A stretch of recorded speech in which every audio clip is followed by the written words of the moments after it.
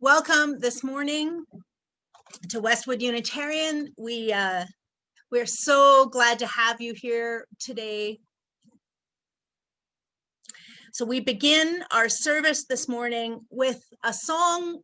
So the music advisory group really rose to the challenge to choose the music for this service that they knew so little about because it was a mystery. But they grabbed onto the mysterious and they really nailed it. So the music you're going to hear this morning is maybe unfamiliar to you. It was certainly new to me, but it's from our hymnal. So our opening song, played and sung by Jennifer, and you're invited to stay muted and sing along if you wish, is called A Fire Mist and a Planet.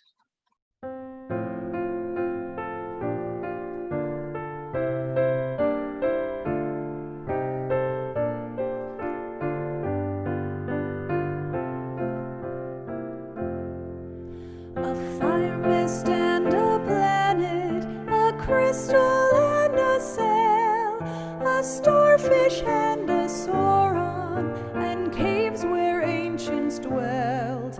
The sense of law and beauty, a face turned from the sod. Some call it evolution, and others call it God. Haze on the far horizon, tender sky, the ripe rich tints of cornfields and wild geese sailing high, and over high and lowland the charm of goldenrod. Some people call it autumn and others call it God. Like tides on Crescent Sea beach, when moon so near and thin, into our hearts high yearnings come welling, surging in, come from the mystic ocean whose rim no foot has trod. Some people call it longing and others call it God. A century lone and frozen, a mother starved for her brood, and Socrates tread hemlock, and Jesus on the rood, and millions who, though nameless, the straight hard pathway trod. Some call it consecration, and others call it God.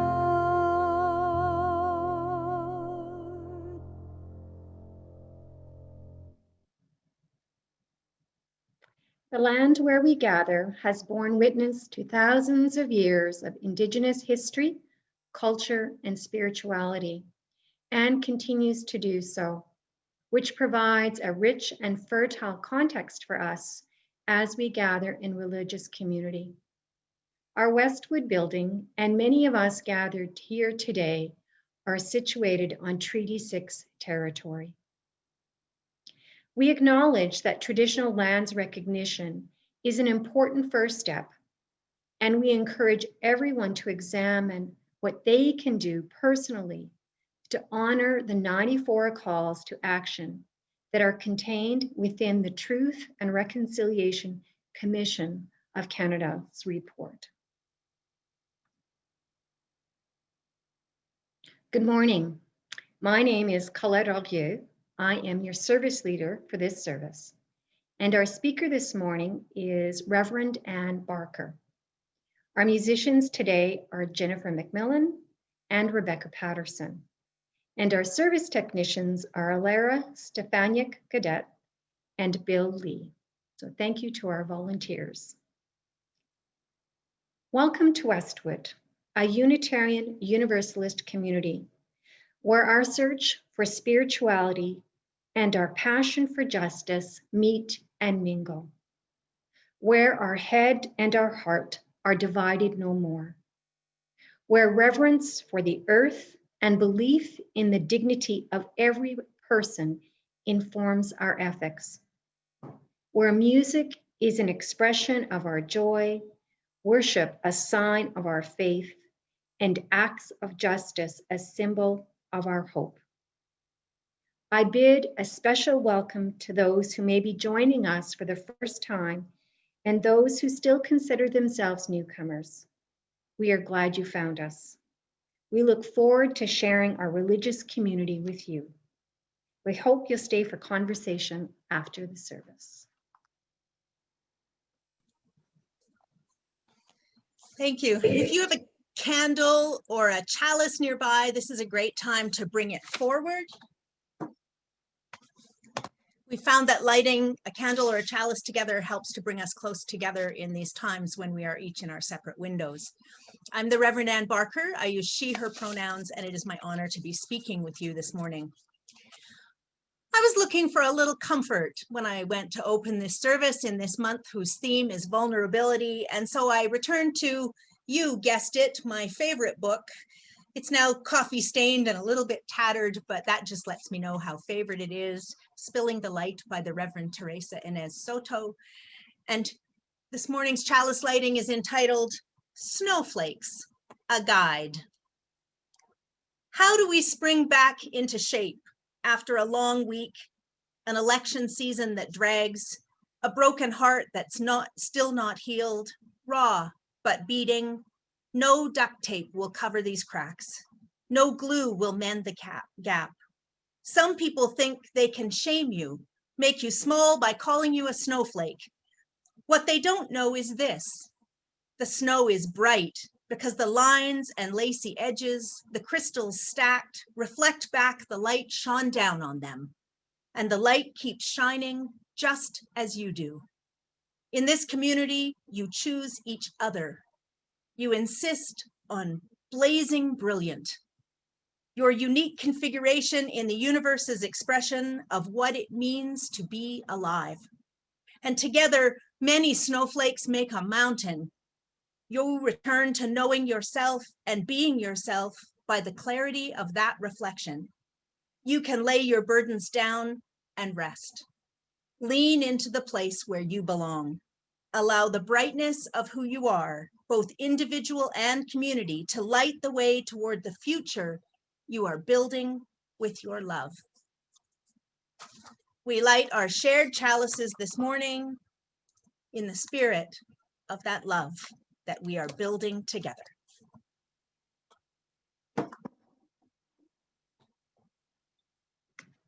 One of our treasured traditions is the lighting of candles of joy and concern. And it's something I really miss and am looking forward to getting back in our building as soon as we safely can. So today, in lieu of lighting those candles, we invite you to share those joys and concerns through the chat function as this lovely song plays.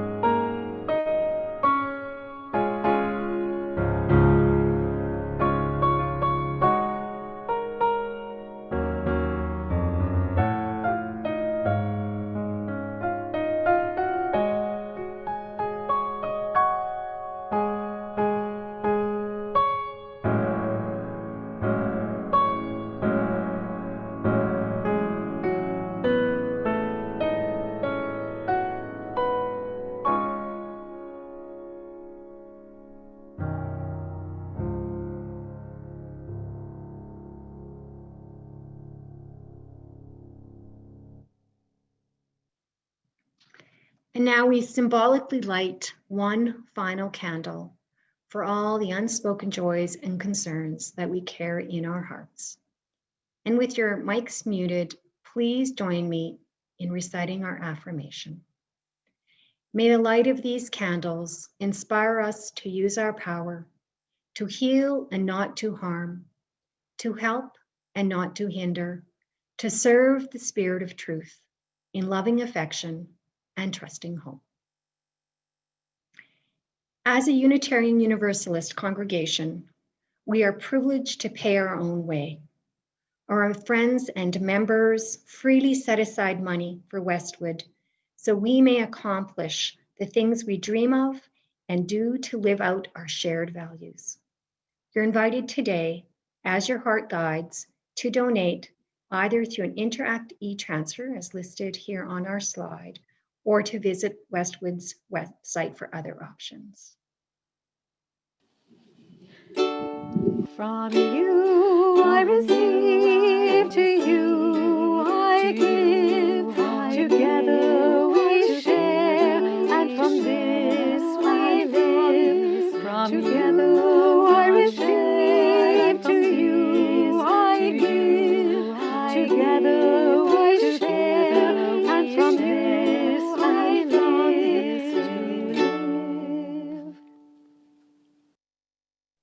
When I put in the highest bid for Anne's sermon at Westwood's fundraising auction, I wasn't sure what topic I would want Anne to speak about. At the time, my book club was working its way through a 583-page book called The Grand Illusion, A Synthesis of Science and Spirituality, Book 1. The book outlines new scientific research on how the brain functions and its relationship to consciousness, which I personally find very exciting. I'm very pleased that Anne agreed to read several key chapters and share her insights and thoughts in her sermon today. Thank you, Anne.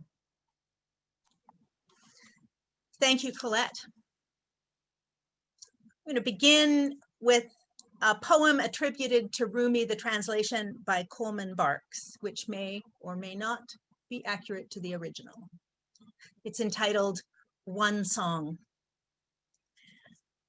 What is praised is one. So the praise is one too, many jugs being poured into a huge basin, all religions, all this singing one song. The differences are just illusion and vanity. Sunlight looks slightly different on this wall than it does on that wall, and a lot different on the other one, but it is still one light. We have borrowed these clothes, these time and space personalities from a light, and when we praise, we pour them back in.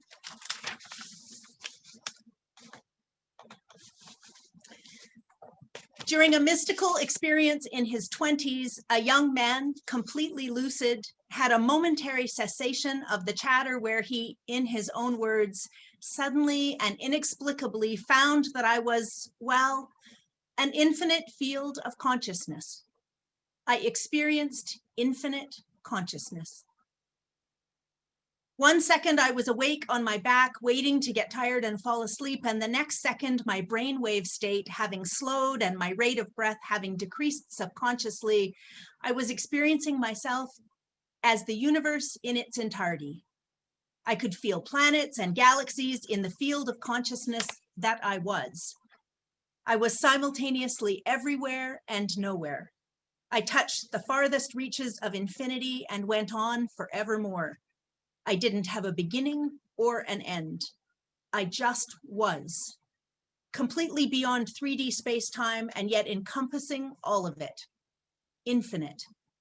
I knew, as opposed to believed then, that the perceptive quantum physicist was right. Everything truly is interconnected in ways we cannot directly perceive through the ordinary human senses. Essentially and literally, all is one. As William Blake said, if the doors of perception were cleansed, everything would appear to man as it is, infinite, for man has closed himself up till he sees all things through narrow chinks in his cavern. This young man would go on to study and then write the book, The Grand Illusion, A Synthesis of Science and Spirituality, Book 1, that is the focus of our service today. Brendan D. Murphy is both intelligent and passionate, a prolific writer, and is determined to persuade us to open our minds so that we might access truth, capital T, truth, the difference between reality and illusion, the difference between believing and knowing. In solidarity with the ancient mystics of any or no faith, Murphy sees infinite consciousness as a field of awareness with no beginning and no end. Here's his words again. An awareness entered my consciousness that translated to, I am the universe and the universe is me. Again, a paradox of the whole in every part, incomprehensible in Aristotelian logic.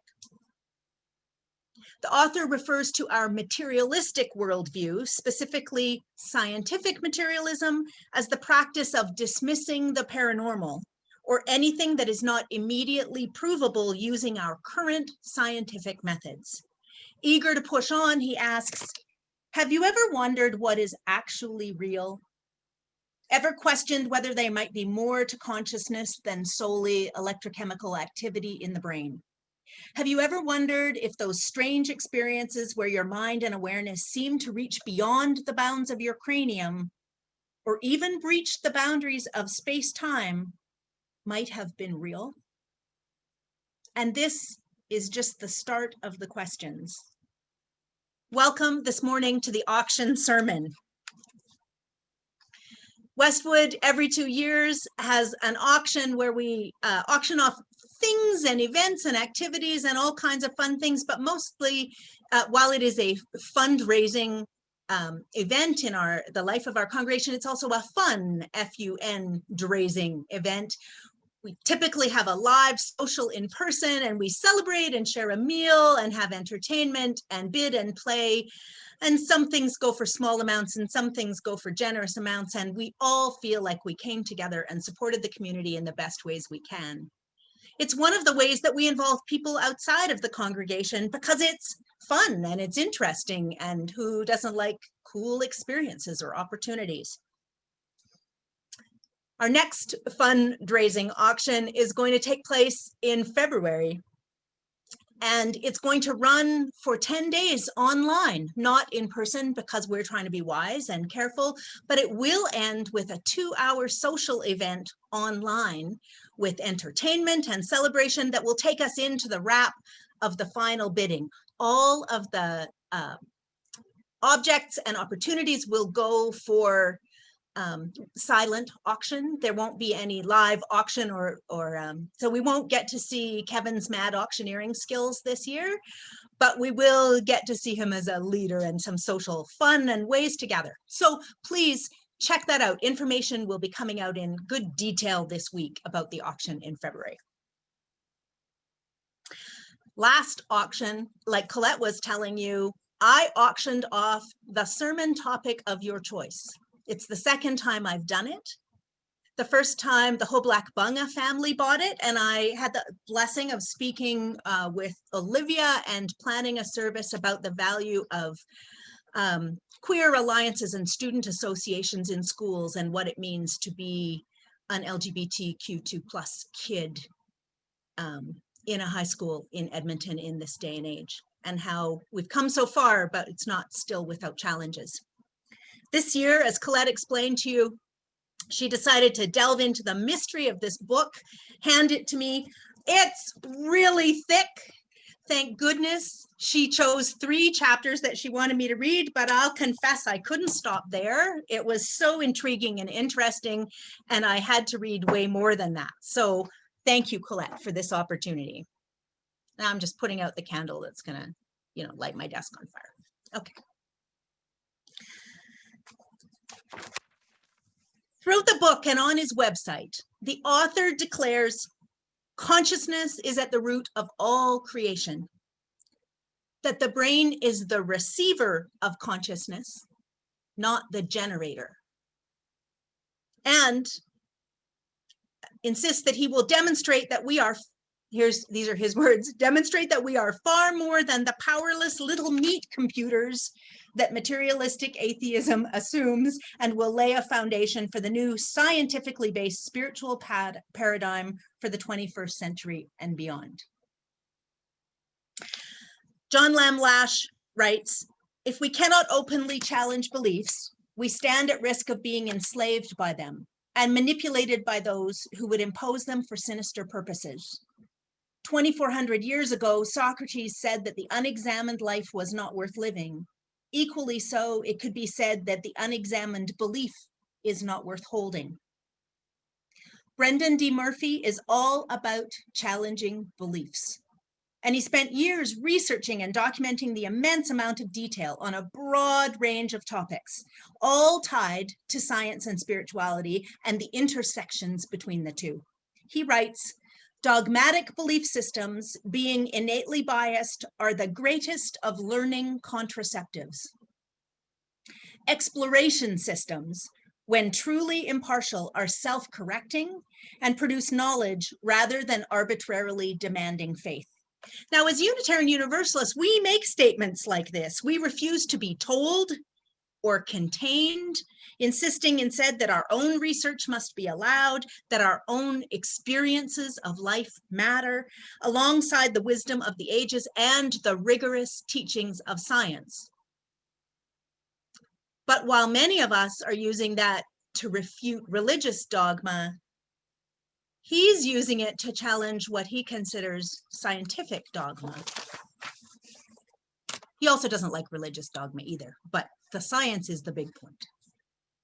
The author quotes Carl Jung as saying, I shall not commit the fashionable stupidity of regarding everything I cannot explain as fraud. That quote reminds me so much of Servetus, where I think we've talked about Servetus before. He was a Unitarian martyr, and he was very wise and had a lot to teach. And he was also a bit of a handful, kind of a personality challenge. I will not commit the fashionable stupidity of regarding everything I cannot explain as fraud. Do you feel the challenge coming on? The author's words again. The purpose of the grand illusion is essentially that of opening the mind and expanding consciousness in order to remind the reader who or what he or she really is, beyond their persona. We will do this by exploring the deep interrelationship between science and what is popularly dubbed spirituality. Aside from the fact that such an endeavor is intensely interesting and transformative on a personal level, there is a larger transpersonal imperative that compels us. For when science and spirituality are forcibly kept apart, as independent scholar John Major Jenkins observes, when our consciousness allows them to integrate, the pathway through to a sustainable future opens. I shall confidently state from the outset that consciousness does not arise from the brain. However, once anchored by the brain mediates conscious experience. Unless consciousness is completely separated from the brain, as in a near-death experience, which he deals with separately. Yes, says the quantum theorist, because changing the measurement apparatus does certainly change what can be measured, and therefore the event. Now, Murphy challenges us to put any skepticism aside long enough to consider his evidence, which ranges from the teachings of ancient mystics to the work of psychics and philosophers, through both historical and current paranormal and scientific research. This research makes a strong attempt to demonstrate not only the ineffable experiences of life, but also the measurable waves and the documented fields of energy that back his compelling argument. There is more to life than we know, some proven, some still to discover. And if we were to open our minds, would the possibilities of a thriving future be endless? This poses a couple of challenges for me. The first is I want to share the intriguing experiences and experiments with you. From research work done by the US military is reported to doing on out-of-body experiences, to the ways we can measure fields and waves both within and around human bodies, to tales of people who lived on nothing but sunshine. All life and even all matter really is energy. But this is a sermon, not a proof. And even after scouring the book, I couldn't begin to catalog what all of the answers are. But we do have time for a simple piece of the mystery. So consider this. Valerie Hunt found something interesting about the body, a hint of its holographic nature. A hologram contains the whole image in every part. Hunt found that every electrode recording from the body's surface featured all electrical activity from the body. For instance, in the reading taken of the heart frequencies would be the strongest, but all of the other muscles and organ frequencies were still present there and detectable. This shows that the body functions holistically. Every part is fundamentally connected with every other part, with the harmonics and all aspects existent within each individual part, revealing a nested holographic or holofractal system. All parts of the body play the notes of all the others. Now, those of you who have read Emergent Strategy and who came to our book club will remember Adrian Murray Brown's fascination with fractals and how that led to a very robust conversation on the weekend we talked about her book. Back to the author. The holographic nature of the body has been recognized by varying degrees for centuries, with the body's parts and organs being mapped out in the eye, iridology, the ear, and the foot, reflexology, by advanced Eastern cultures who acknowledge the body's subtle energy systems, Chinese acupuncture's meridians, for example. Rudolf Steiner once said, "Wherever in the physical body separated parts exist, in the ether body, everything is in living, interweaving motion." Konstantin Korotkov, using his Kirlian technology. Do you remember those cameras that when you take a picture, it shows somebody's aura? Using his Kirlian technology to identify correlations between the chakra centers and the physical region they govern, and the Kirlian glow of the fingers of the right hand. So resonance between the chakra centers and spots on the fingers of the right hand. In the 50s, Dr. Paul Nogier, the father of ear acupuncture, has observed that acupuncture points of the ear correspond to specific organs. He mapped out the shape of a fetus in the human ear. The earlobe representing the head of the fetus with the body curled around the earlobe. Now, if you've ever seen an image of a fetus in utero, it totally is resonant with that shape, that curled up, little wound up body shape.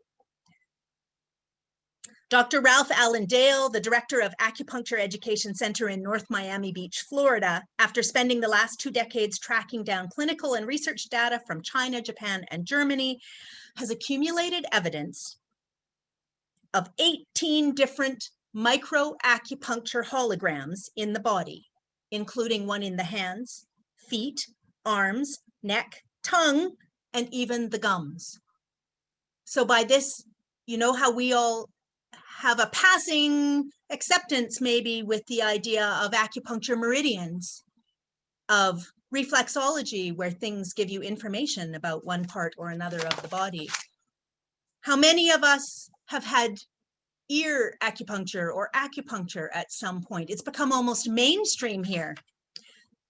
So I wonder where in that reading, was it easy for you to accept information, and where did it get harder? So we might easily accept acupuncture, for instance. It could even be considered mainstream. I have a family member who goes for reflexology every week and experiences a great deal of relief from that experience. But what about the idea of a human ear being mapped like the shape of a fetus? Or Steiner's ether body, beyond the physical body, where everything is in living, interweaving motion. And these concepts in this reading are quite accessible compared to many in the book that we might find more challenging. So what is it that allows us to hear something and accept it with ease? And what raises the wall of resistance? With each claim that Murphy makes, he's thorough with examples of experiences and tests that demonstrate his concepts. But what gets in the way of the general population hearing or even considering them? Radin, the author of The Conscious Universe, describes how new scientific discoveries go through 4 predictable stages. In stage 1, skeptics confidently proclaim that the idea is impossible because it violates the laws of science. This stage can last for years or for centuries, depending on how much the idea challenges conventional wisdom. In stage 2, skeptics reluctantly concede that the idea is possible, but that it's not very interesting and the claimed effects are extremely weak. Stage 3 begins when the mainstream realizes not only that the idea is important, but that its effects are much stronger and more pervasive than previously disavowed. An interest in the idea begins to proclaim that they thought of it first. Eventually, no one remembers that the idea was once considered a dangerous heresy. Murphy offers that the ideas in this book are in the midst of what he considers the most important and most difficult of the 4 transitions from stage 1 to stage 2. Examples of these kinds of shifts are easy to come by. Albert Einstein in 1932 is reported to have said, "There is not the slightest indication that nuclear energy will ever be obtainable." Heavier than air flying machines are impossible. Thomas Watson, chairman of IBM in 1943, said, "I think there is a world market for maybe 5 computers.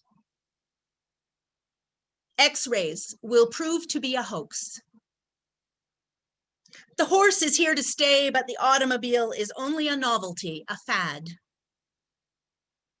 Earth is the center of the universe. Separate physical systems cannot influence one another unless via known physical mechanisms at no greater than the speed of light." Believed by virtually everyone in what the author calls the developed world, in quotations, except occultists, mystics, psychics, and shamanic streams, believed this before quantum physics showed up and proved entanglement and non-locality to be a reality. In this vein, the author names what he believes to be the current failure in our scientific comprehension, which he expects to be overturned in the future, and his work is a compilation of the evidence he believes that will take us in that direction. There is no such thing as psi or the paranormal. Telepathy, precognition, psychokinesis, out-of-body experiences, near-death experiences, levitation, clairvoyance, bilocation, communication with the dead, and so on are merely delusions and fantasies held aloft by superstitious, gullible, and or ignorant people, or the charlatans duping them. Consciousness is merely an epiphenomenon of the brain, its effects strictly limited to one's cranium. This is the mistake he thinks we are making now. I want to interrupt and say, pause for a minute and think about, is there something that you believe that might be out of the ordinary? Have you had an experience that you can't explain? A feeling that seemed to have no phenomenon causing it, but it turned out to tell you really important information that ended up being true? Have you known things that you should have had no way of knowing? felt a chill like you were in danger when there was not a single sign telling you that, and it turns out it was a dangerous situation?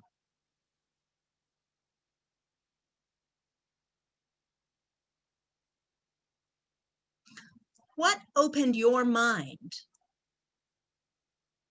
to consider that as being in some way real in your life, even though it's not common conversation or commonly accepted or considered mainstream science?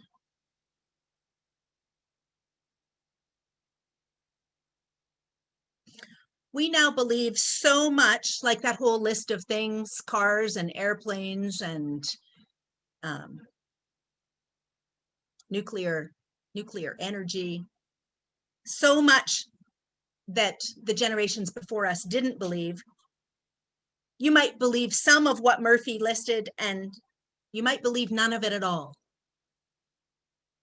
What prevents us from taking the extra step to consider those things might be possible? Or accepting that all of those things could be real?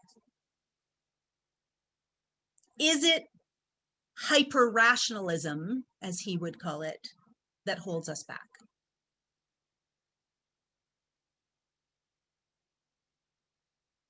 Now, we can't cover all of the concepts that the author wants us to cover, but we can touch on why it matters so much to him. The point of bringing, these are his words, the point of bringing to awareness the limitations of our reality tunnels or paradigms is to enable us to consciously and purposefully step outside those conditioned constraints and recognize the value of information that doesn't fit them. It is novelty that produces paradigm change and growth, after all. As much as many skeptics loathe the kind of novelty or anomaly produced in a field such as parapsychology, like it or not, the fact that these anomalies exist and are recurring in prolific numbers indicates that the idealized scientific spirit of research and discovery is alive and kicking. We can see, if we look, that the scientific method of any period has within it the seeds of that paradigm's demise. Let me read that sentence again. We can see, if we look, that the scientific method of any period has within it the seeds of that paradigm's demise, because the method, as it is refined and also expanded on, causes anomalies to be of special interest because they lead to the asking of new questions, and these questions yield exotic new results. This made me think about how, when I was a school child, the idea of the Big Bang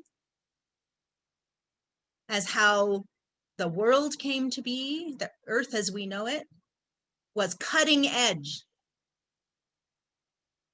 and how it is now old news. Murphy challenges all of us to loosen our grip on what we believe to be true, so that we might actually experience what he calls truth, with a capital T. This truth is the oneness of the universe, beyond the bounds of space and time, where we might find that sense of cosmic unity that the mystics write about. What we currently think of as facts are, to Murphy, merely opinions, because they are so incomplete compared to this greater truth. It is through the mystical experience that one learns the difference between belief and knowledge, he writes. The early mystics across traditions have remarkably similar stories to tell, and the telling is fraught. Here is the author again. The inability of the mystic to convincingly convey the mystical reality underlying all of creation is a notorious fact, for he or she, I would add they, attempts the impossible. The infinite cannot be expressed with such finite things as words, unless it be poetry, perhaps, for here words can go a long way to expressing the inexpressible. As the Tao Te Ching says, the way, in brackets, Tao, that can be spoken of is not the constant way. The name that can be named is not the constant name. To paraphrase Swami Abhayananda, nevertheless uses words to sum up the ultimate mystical experience quite effectively, the consciousness of the individual suddenly becomes the consciousness of the entire vast universe. It doesn't get more succinct than that. We're so ill familiar with these sorts of transcendent, hyper-dimensional realms that we cannot, for the most part, conceptualize them or process them in intellectual terms as they occur. Finite or Aristotelian three-law logic cannot comprehend ideas like all is one, or past, present, and future all exist now. It cannot reconcile opposites. How can you be everywhere and nowhere? They simply present an insoluble paradox to it. Four-law logic, or transfinite logic, is what is needed to comprehend that the whole exists in every part. Only this latter form of logic can comprehend the seemingly paradoxical accounts of higher consciousness operating in higher dimensions. You can see why it takes a long time to read this book. There are a lot of big words, a lot of new terms, but when you take it piece by piece, it's really interesting and really compelling. Now, I told you earlier I had some challenges. The first was that I can't possibly share enough information with you this morning to fill out the story. Here are the other two. The first of those is that this is easy for me. I've always had a sense of comfort with mystery. I describe my personal theology, my UU personal theology, as mystical humanist because at my core, I know I can't possibly comprehend all that is at work in our existence. And while I don't necessarily call it God, like many traditional mystics do, I have experienced enough of the unexplainable to know that I shouldn't get too insistent about what doesn't exist just because I can't quantify it. And like Murphy says, you can't easily describe the indescribable, except maybe in poetry, which could be why I read you so much Soto and so much Rumi. You can only experience it. And my experiences are much more on the hunch and feeling end than the let me show you how we're measuring cosmic energy waves end. And that I'm not inclined to try to convince anyone. But I've known enough mystery and healing and unexplainable knowing that I have very little trouble leaving space for what he claims to be true. I don't know it. I'm not going to argue for it. But I don't feel the need to fight it either. These cosmic inconsistencies, or perhaps consistencies that we just don't understand yet, have left me with an openness that doesn't need to prove anything. So while I'm a champion of the open mind, and I do tend to think that humans are more limited in our beliefs than is good for us collectively, I don't feel compelled to spend a lot of time proving or disproving his claims. What I do want to lift up, though, is how many times reading the book, I caught myself looking for a disproof rather than a proof of what he was saying. So even though I think I'm more open-minded than the average bear, there were a number of stories that instantly sent me down the rabbit hole of, oh, I can think of arguments that could make this untrue. So if I think I'm open, and these theories don't really seem to pose any great risk to humanity, why am I so quick to refute them? And what does it say of others? Are we perhaps as closed and skeptical as he claims? I suspect he might be right there. And where does that get us in the grand scheme of things, being closed and skeptical? It might protect us. it might not take us very far. Carl Jung wrote On Death and Immortality, prejudice cripples and injures the full phenomenon of psychic life. Critical rationalism has apparently eliminated the idea of life after death. This could only have happened because nowadays most people identify themselves almost exclusively with their ordinary consciousness and imagine that they are only what they know about themselves. This is the author's words still. Jung has earlier said that the most important question for man is whether or not he is related to something infinite or not. This is indeed the primary concern of this book. Why should we concern ourselves with such a question? Because as Jung explains, knowing that we have a link with the infinite causes desires and attitudes to change. We are transformed by the knowledge. I don't know if this is true. I mean, if we have a link with the infinite, if there is an infinite, for sure we would be transformed. But does it require this cosmic transformation for desires and attitudes to change? I hate to think so. I'm not for a hyper-rationalism that thinks that we are helpless little meat computers, like he calls our perception of ourselves. But I'm not against a humanism that allows for just being people with one life cycle and returning our carbon and energy to the undefined soup that is our universe. In the book, for Jung, the miseries wrought on the world by dictators, tyrants, and the like was the result of the short-sightedness of the super intellectuals robbing mankind of transcendence. Like them, we too have fallen victim to unconsciousness.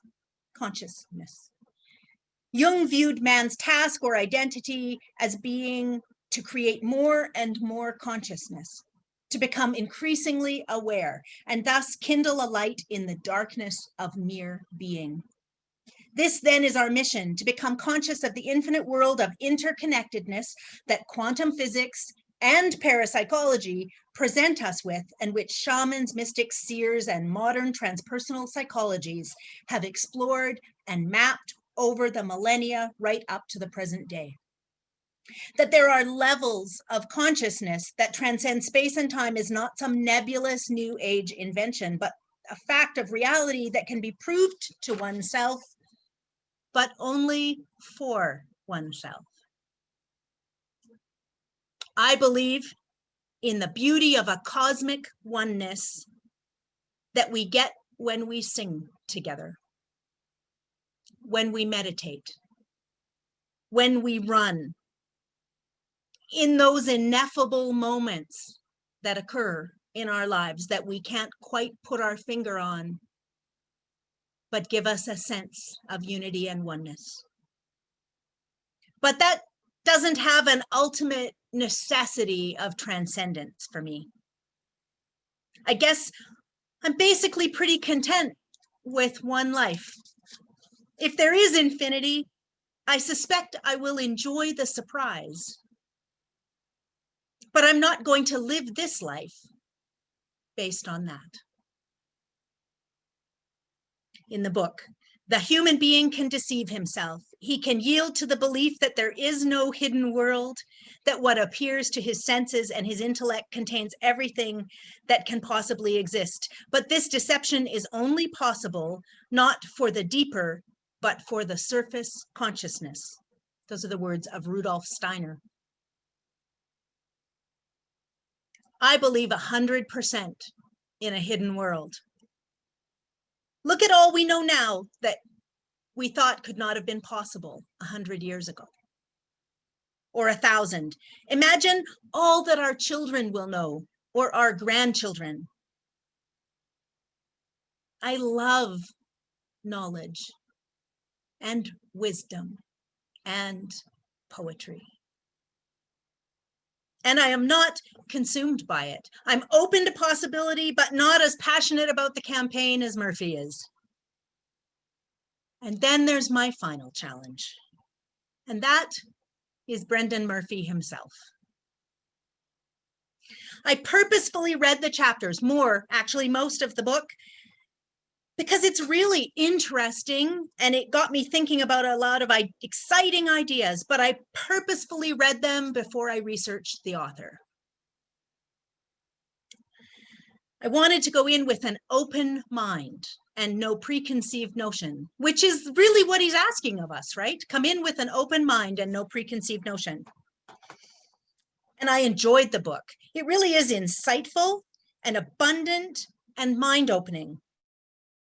I entered the task with as open a mind as I could bring. Lori can attest that I kept saying, and then there's this story, and then there's this story. Listen to this story. And I made a lot of notes. And I found the ideas helpful in a lot of ways. And then I checked online to see if his second book was out. Murphy writes early in this book these words: I don't care whether someone is a Christian mystic, a yogi, a Freemason, a spiritualist. There's a long list of other possibilities, which includes but is not limited to psychiatrist, police officer, quantum physicist, or psychic ferret. If they have useful and or insightful information, I will use it to illustrate a point. That does not mean that we have to agree with every little thing any given individual said, believed, did, does, or was accused of doing in their lifetime. Personal controversies do not interest us here. An exploration of consciousness and the nature of reality must be larger than any one person it encounters, for is not the universe larger than a single man or woman?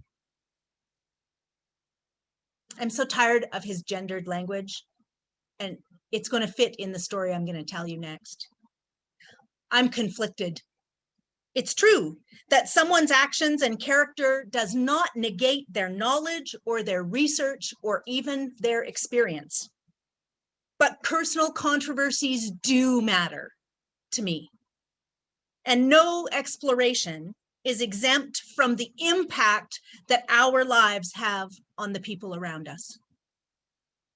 So while I was intrigued by his work, and I think it's good work, I was completely turned around by what he's doing now, about half a dozen years later. Murphy, calling himself a truth addict, hosts a podcast called Truthiverse, and has spent the better part of the year spreading conspiracy theories about COVID-19 and interviewing people who are extremists and climate change deniers, insisting that he is madly opposed to political correctness, spreading nonsense that I associate with extremism, the insurrectionist movement, and anarchists of the kind that I have no respect for. So I'm going to give the last word to Rumi, just like the opening word, and leave it there, because I think this book is valuable and interesting, and I cannot recommend that you patronize his work.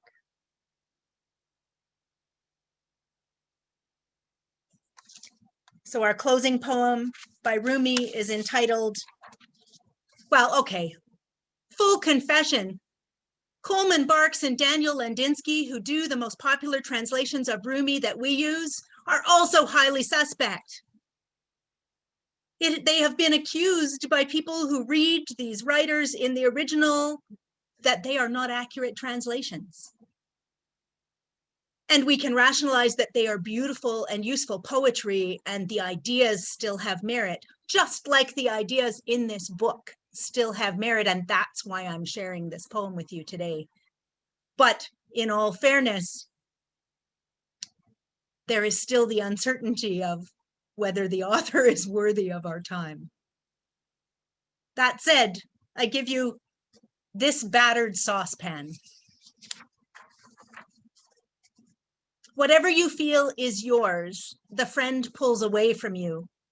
That one does not heal your wounds or torment you more. Neither sure nor uncertain, that one keeps you moving.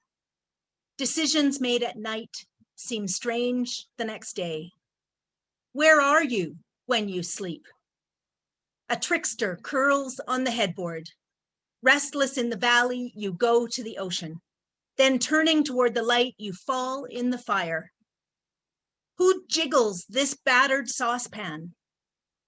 The sky puts a yoke on you to help with turning around a pole.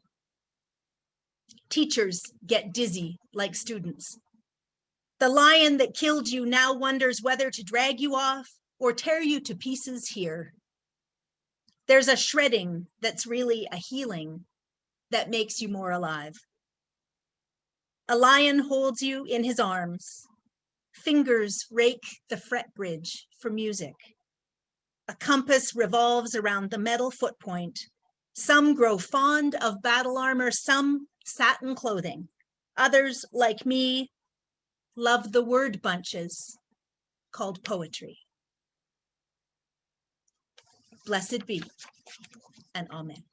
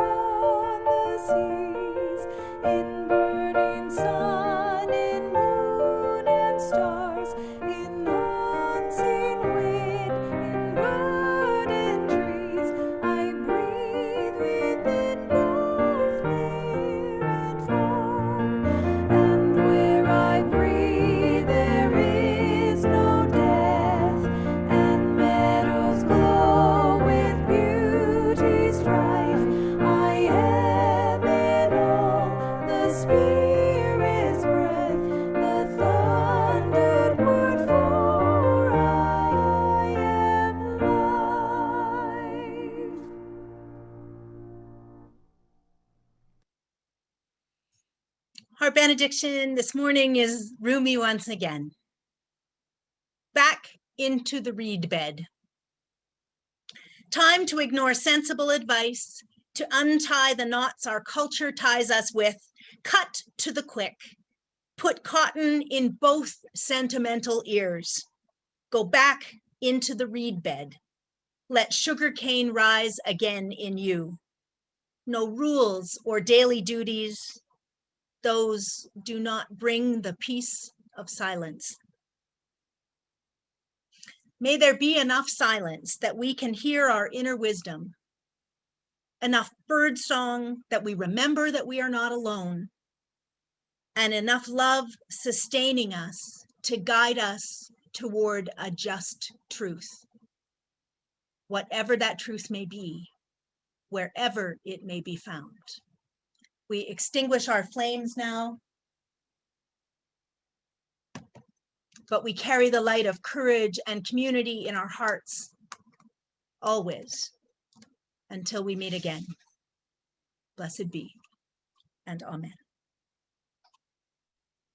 Now is the time for the conversation you have pent up inside of you, because, oh my goodness, what is this stuff?